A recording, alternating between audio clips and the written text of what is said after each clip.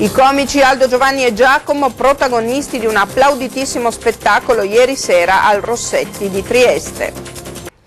Gli spettacoli sono tornati con un nuovo spettacolo al Politeama Rossetti di Trieste, Aldo, Giovanni e Giacomo. Il trio mancava dai palcoscenici della regione da 5 anni. Franca Fiorellino.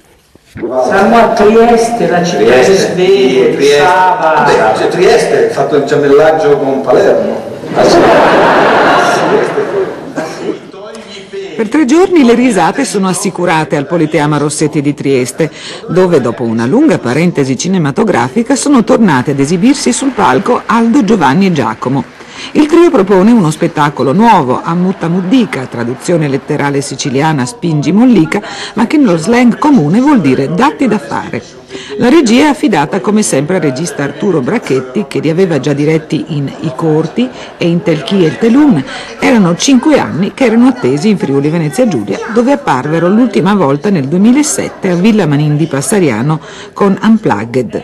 Le gag di questo nuovo show sono come sempre basate sulla vita di tutti i giorni, con personaggi strampalati e stravaganti, spesso surreali, tipici del trio. Li vediamo dunque affrontare l'emergenza di 3 cittadini prigionieri di Equitalia o nei panni di 3 pazienti vittime della malasanità.